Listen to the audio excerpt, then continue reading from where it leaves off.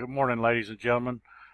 I'm going to put together a set of videos here that kind of lay out a game plan of what we're trying to figure out, and just going to play a few here in a row and see if we can put them together and come up with some ideas.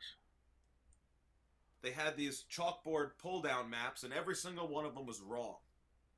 If you tried to use this map to navigate your way around the world, you would never, ever, ever get where you were going, where you were intending to go. Ever. This map is terrible. All these rectangular maps are terrible.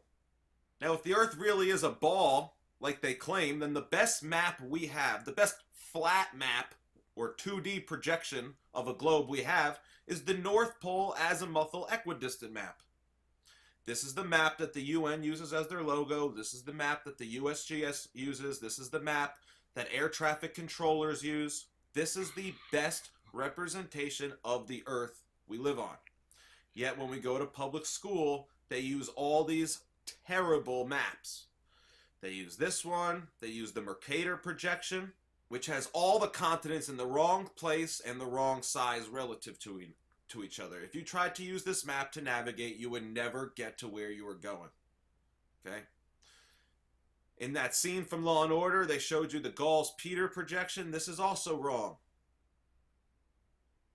You can't use this map to navigate. You will never get where you are going. The Robinson projection, you will never get where you are trying to go. Ever. See, I live on the Jersey Shore, and most people think that when you're standing on the beach in New Jersey and you're looking out at the horizon, if you were to swim in that direction, you would eventually reach Europe. Holy shit! Is that the ocean? Yep. Yeah, buddy. That's the ocean. What's on the other side of it there? Europe. Yeah. Now, how long will it take? Do not try and swim to Europe. No. Don't swim to Europe. Do not. Nothing could be further from the truth. In reality, when you're standing on the beach in New Jersey looking straight out at the horizon, if you were getting a boat and start to sail in a straight line, and I'm not talking about in a constant direction using a compass, I'm saying in a straight line, you would end up in Brazil. You wouldn't come anywhere near Europe. And if you were to fly from the east coast of the United States to Europe, you're not going to go towards the horizon out over the ocean. You're going to travel north. You're going to cross over very close near the North Pole, and you're going to travel in a straight line from your starting point to your end point, because the shortest distance between 2 points is a straight line. The furthest flight I've ever been to was a flight from Newark, New Jersey to Tel Aviv, Israel. And this is how the map on the little TV on the headrest in front of me showed the flight path on this Mercator projection, this awful map. This isn't the map the pilots are using, yet this is the map they show the passengers, and this is the flight path that they show the passengers, and they make it seem like, oh, this curve here, this is due to the curve of the Earth. This is bullshit. If you were to plot out... Alright, so is this guy correct? Is what he's saying correct? That's what we need to figure out here. Is this correct? You know, this is the one person saying this. We need some other people to verify this and see what the deal is. Let's see what else we've got here. I looked up a couple videos here, and we're going to see what we got. Welcome to Mystery History. The truth will set you Talking in the headphones. So I went out and got I'm making a video. copy of this Gleason's flat Earth map. Gleason's new standard map of the world, and this is Alexander Gleason's map. I just found that out, and I just downloaded his book in PDF form. I have not read it yet, but I looked at a few things, and I do believe this guy was a flat earther, and there was a big flat earth movement in the late 1800s, both science-based and... Yeah, my grandfather was a Gleason. So I'll check that out. I think he wanted to replace all the globes, Frank Jr. with Gleason. this map or something like that, and he had some patents involving this time dial thing right here, and he wanted to I'm making a video over here. Hold on. Patented, especially for time zones and things like that. You can see there's 24 numbers going around here. These small little numbers goes up to 24 hours. But there's 4 main things I found out. I printed this out. Originally, I wanted to see, I got this table in my dining room. I wanted to get the map part of it as big as this, but they couldn't do it. I'll try some other places. Maybe I'll do it later. And then I wanted to laminate it and have this as my dining table so I could unbrainwash myself from the globe view. But there's 4 things I want to look at real quick now. And this is, by the way, this is 2 feet wide and 3 feet tall. I'm going to hang this on the wall. So for those who don't know, this was made in 1892. This comes from the Boston Public Library. This is, as far as I know, an authentic map of Alexander Gleason. Okay? Scientifically and practically correct as it is. And the map portion may be in azimuthal equidistant map, which means they start at the North Pole and just kind of go down, and that's what it would be like based off a globe. But it doesn't say that necessarily. It doesn't say that. So he may have got his map projections from that, but I don't. I think he believed this was the most accurate map, and it is a flat Earth map. So that's the first point I want to say. This is not just your average, like the UN uses this map and things like that, and they'll say there's like 6 government agencies that use what we think is a flat Earth map, but they'll say it's a azimuthal equidistant map. It's just a different projection of a globe. That's what they'll say. But this guy, let's look at this very carefully. That is a, well, he explains what it is. If you can read that, it's kind of fuzzy.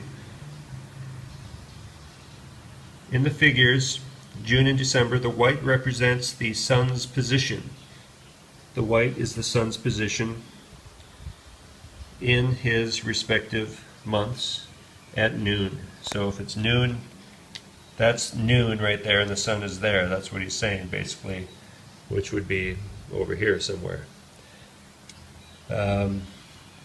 This shows sunlight inside the Arctic Circle for 24 hours.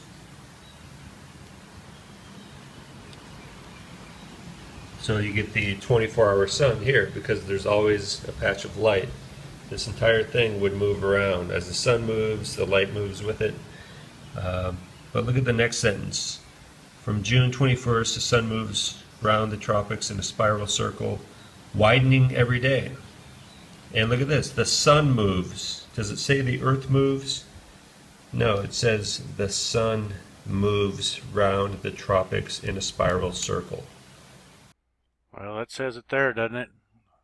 So, I guess we're going to have to start looking at the sun as moving around the world instead of us circling the world, or us circling the sun. Let's see what else we got here.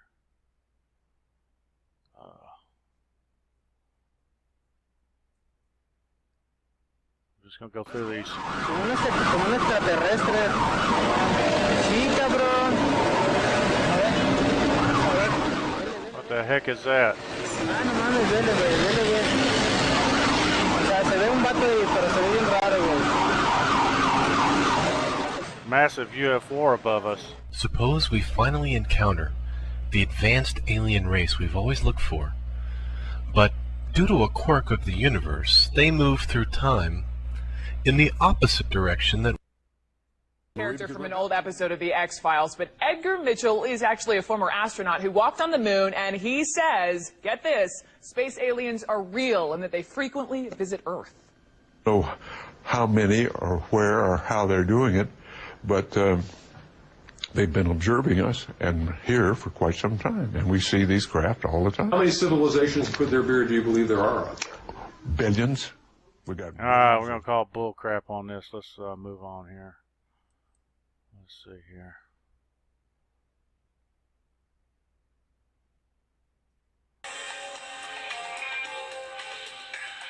3D map found on Facebook.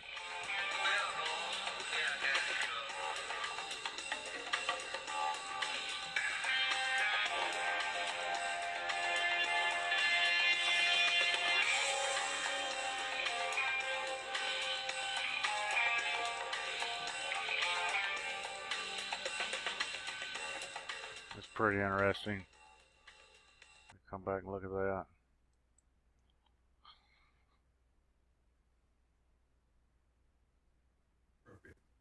Alright.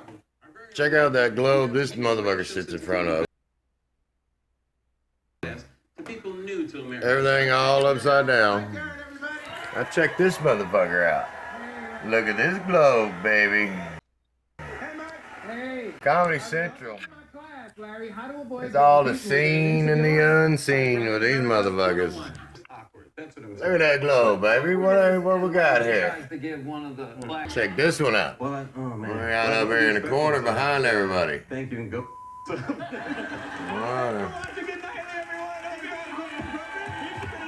got back there, baby? Alright, let's roll through my DVR here. Check this shit out. I'm sitting there watching this morning. What's that? Huh? Cherokee Indian right there. Damn.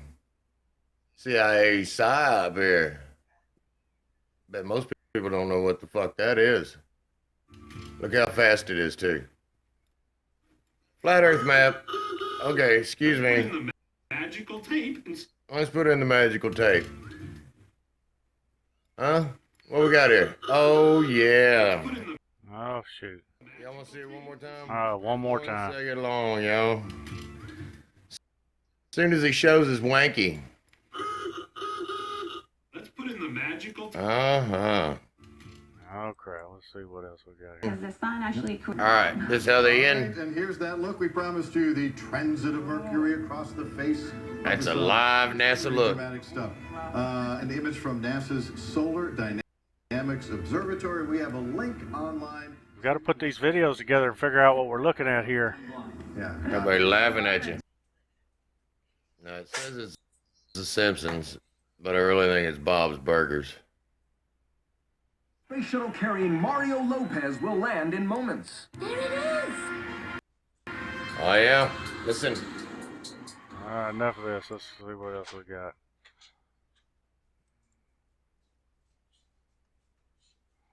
All right, well, that's it for now. I'll figure out some more. Bye.